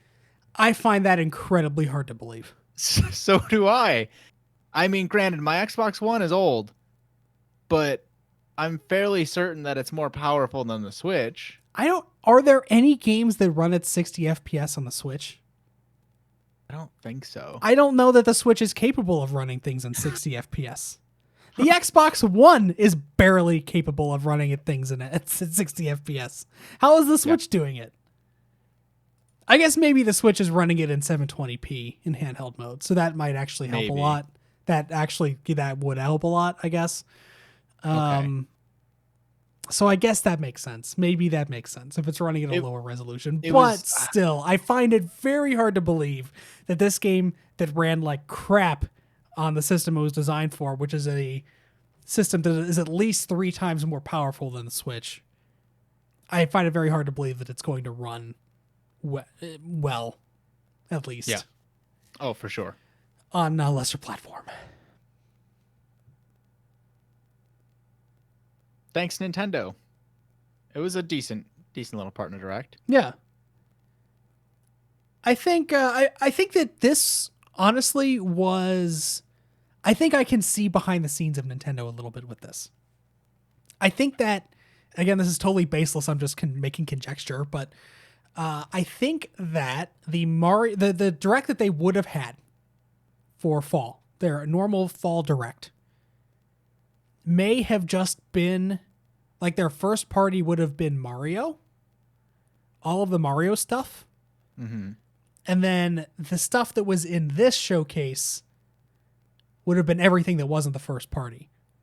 Okay. Like if you combine the Mario Direct and with this one, you get a full length direct, like a one, like an hour at least of stuff. Yes. So that's I think that maybe they just wanted to give Mario its own thing because of the 35th anniversary. Sure. And then this would have been everything else. If that's the case, we probably won't get anything else from Nintendo now until spring. Probably. Although who knows? Yeah, it's hard to They say. seem to be on the train of let's give them a little something every month. Not a lot, but like something. They've done 3 of these like partner / mini directs over the last 3 months. Right? Yeah. This is the second partner direct mini in. It might be in a month. I think the last one was less than, because the last one was not announced. It was the one they just dropped out of nowhere, and it was like 2 games. Yeah. I think that was like a month ago. Yeah, and then there was another one that was just a mini direct. They didn't specifically say like partner. Mm-hmm. I think. Yeah, there was the first partner showcase, the Nintendo Direct Mini partner showcase. The first one was when they dropped the Shin Megami Tensei stuff. Yes. Then there was another in July. I think you're right. And then there was another one that they just dropped out of nowhere. After that one, they dropped the Nintendo. I don't think they called it a direct. I think it was just the Nintendo Indie Showcase. They didn't even call it the Nindies. Yes. I think they dropped the Nindy thing. I think it's just. Yeah, that was the one that had all the games that you were like, everything I was interested in was in the montage at the end. Yeah. And then after that, they had the Mario Direct. And then I think they had this. So 4 smaller scale things within 3 months. Can I this might be the way that they just do things going forward. I kind of forgot about this. I thought about it for the first time when we played Mario Kart the other day. I was just looking at the eShop. Mm-hmm. And I contemplated buying the Smash Bros. Ultimate Fighter Pass 2. There are 6 characters for that. The first one was released. The ARMS character, Min Min, came out. Yes. There are 5 more characters. In the Fighter Pass, and this is what I thought, All challenger packs will be released by December 31st, 2021. Oh, no, sorry, 2021. Never mind, that's next year. Okay. I keep forgetting what year it is. I was gonna say they are not dropping 5 character packs in like 2.5 months. Yeah. What the hell year is it? The bad one. Yeah. It's the bad year. Okay, Josh. 2021, they get some time there. However, that means that one would have to come out this year. Yeah, one has to be this year, and then they can do one per quarter next year. Right. Because they're not going to smash 2 into a quarter. Pardon my pun. They're not going to smash 2 of these characters into a quarter. Because I don't think that Sakurai I don't think they have the time. No. It took him so long to put out the ARMS character. And like, it's been now, what, 4 or 5 months since we've heard anything? Yeah. Every time that Nintendo drops something, they're like, new Smash character? Twitter just explodes. Yeah. And then gets upset whenever Nintendo says, no, that's not what we're doing. Okay, let's get through the rest of these stories real quick. Rapid fire. All right. What the fuck is wrong with Microsoft? Who allowed them to name these consoles the things that they named them? What the hell happened there? I'm alluding to a tweet that, I guess a news story that broke a couple days ago about backwards compatibility on the Xbox One S versus the Xbox. The backwards compatibility on the Xbox Series S compared to Xbox Series X. Correct. Yes. And it turns out that the Xbox Series S will not be able to run the upgrade, the Xbox. They won't be able to run the Xbox One X upgrades of the games. So essentially, the backwards compatibility on the Xbox Series S is going to run Xbox One Vanilla or Xbox One S versions of those games, not the Xbox One X version, which the Xbox One Series X version is going to run. I hate it. Just stop talking. I hate Microsoft for naming these consoles the way they did. There was the tweet that you were talking about, the one where somebody was like, Nintendo just picks a new innovative thing to name their console. PlayStation does a something that's in order, like sequential order, but the base stays the same. And then Xbox, the way that they name it is they do the your username is taken, so just add a bunch of X's before and after and throw in some numbers. Yeah. The tweet that I saw was this IGN tweet, which is just this sentence that IGN wrote makes no sense. Like, if you read this sentence and you didn't know what an Xbox was, this is just nonsense. You'd read it and be like, oh shit, am I having a stroke? Yeah, here's the sentence. The Xbox Series S will not run Xbox One X enhanced versions of backwards compatible games, but will instead run Xbox One S versions of Xbox One and Xbox 360 titles. That's nothing. You just said nothing. All these poor godforsaken parents this holiday season. It's going to be so bad. The confusion. How many kids are going to wake up crying on Christmas Day? The parental confusion this holiday season is going to be off the charts. Especially when you have like the Xbox, because like you're going to have parents that buy the Xbox One S or even the digital edition of the PS5, and they're going to bring them home, and like the person that sold them the console at the store is going to be like, yeah, backwards compatibility. They can play all their Xbox One games on it. If they bought them digitally, is the key word there. Yeah. They're going to get home, they're going to open up the box or whatever. Daddy, where do I put the disc? What? What the hell's this? It's just so confusing. So essentially, the Xbox One S is not going to have as big of an upgrade for backwards compatible games as the Xbox One X, which as the Xbox Series X, which makes sense. I mean, the Xbox One S, I'm never going to get this right. It's never going to be right. New topic. We're done. I want to skip this generation. It's dumb. I'm going to be saying this wrong the entire generation is the thing. And what are they going to do? Gonna stop after this gen? Just wait till next. Right, in 5 years, or if they do what they did last generation and put up like a midway point console, like a new refresh, what are they going to name it? God. The Xbox One S Series S? Just to combine them together? Xbox One S Series S, S Plus version, S rank. Congratulations, you can now marry your Xbox. Yeah, Perfect. confusing Love as it. shit. And then last couple stories I just want to get to because they are Little rumors. rumors that are like really big stories that were leaked.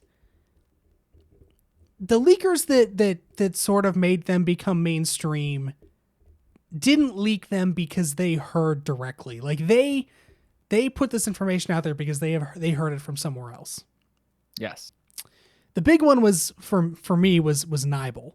Nibel tweeted essentially just rumors that Microsoft and Bungie were in talks for Microsoft to acquire Bungie as a studio. What a weird, what a 2020 way for that to happen. Yeah. But then Bungie's studio execs came out and were like, no, this never happened. And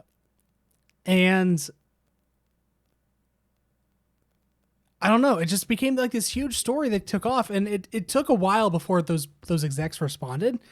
And there was just a bunch of articles everywhere about like, oh look, Microsoft is buying Bungie. They must have made up, buried the hatchet. Hey, remember whenever they like announced publicly that they like opened bottles of champagne and celebrated on the day that they were out of Microsoft's jail or whatever? Right.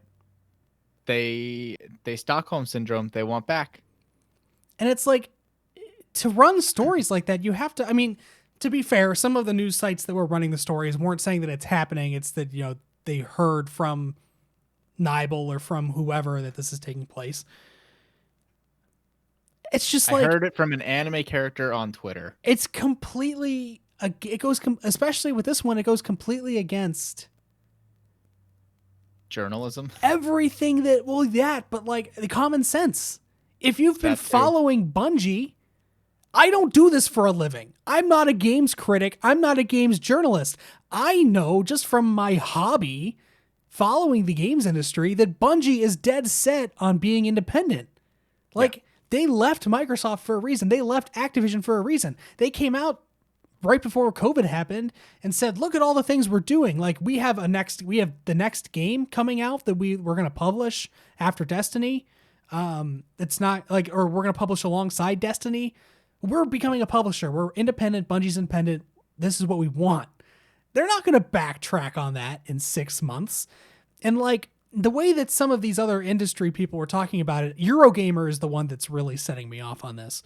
Is like they were talking about, oh, this is like the amount of money that Bungie needs to like join Microsoft. And all of that was just total rumor and speculation. And the one, Eurogamer wrote an article. I don't even want to link it or say who it was because I totally disagree with the article at its base.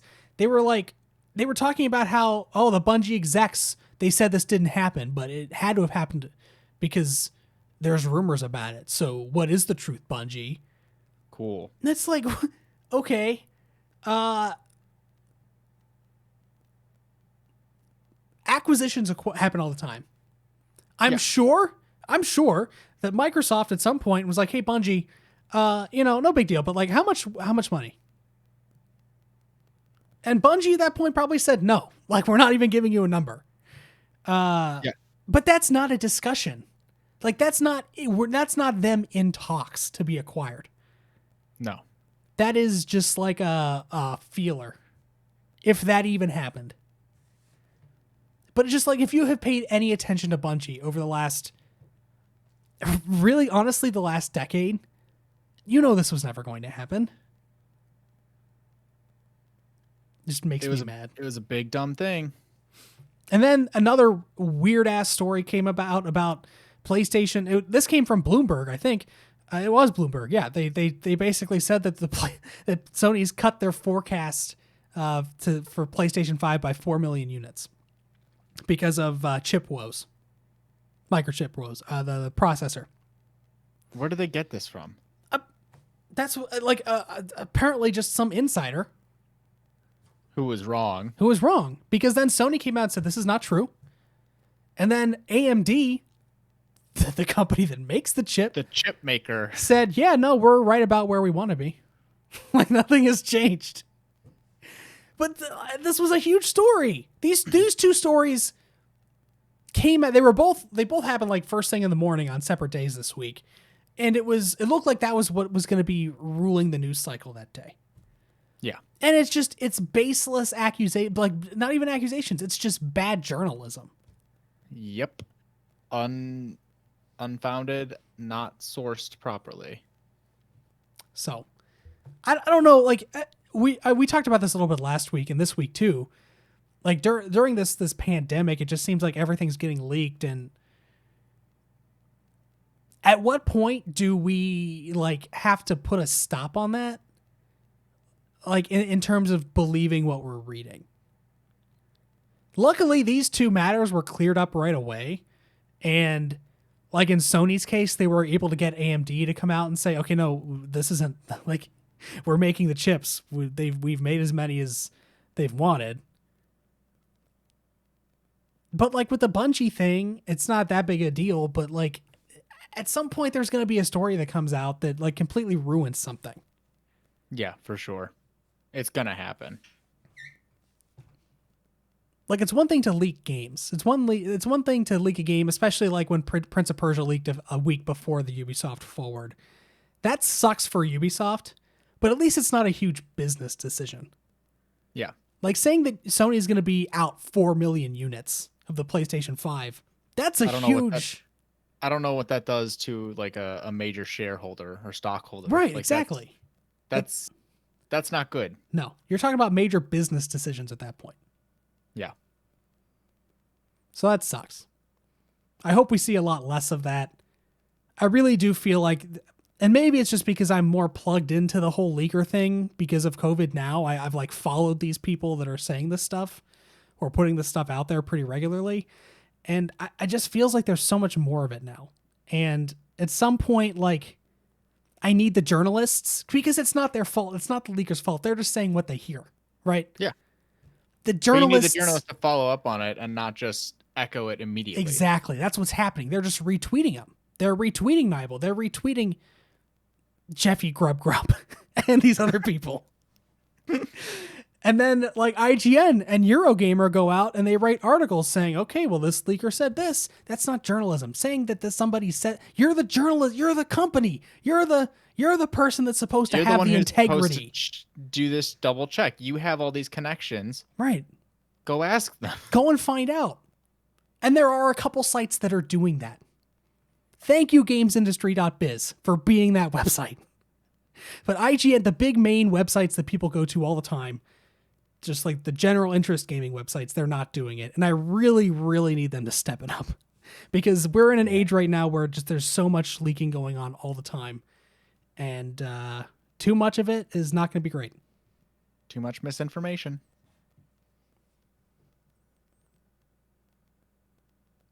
All right. Well, looks like we're going to end right at the 2-hour mark. That's not bad for a major. I think whenever there's like a major press event or a major presentation, our show's around the 2-hour mark. Yeah.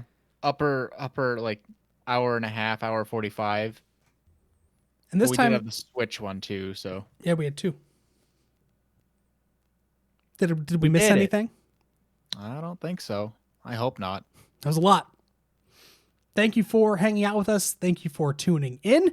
If you enjoyed what you just listened to, you can find us live on twitch.tv/CDRMagnus every Thursday at 8:30 p.m. Eastern Time with the QuickTime Event Podcast. You can also get us on all of your favorite podcast services, including iTunes, Spotify, Google Podcasts, TuneIn, Switcher. What the fuck is it? Because now I'm having an aneurysm and I can't remember what it's called. It's not Switcher and it's not Twitcher. What the fuck is that? Stitcher. It's Stitcher. There you go. You can get us on Stitcher. I'm glad you figured it out because I was going to be very much useless. Stitcher. You can also get us on YouTube as well if you would like to get our video after the fact. you can do so there. Follow me on Twitter at CDR Magnus. John is on Twitter at John Kameko. We will be back next week. Until then. Tons of Mario. Ooh, Get jumping. All right. How many do you think I'll have beaten by next week?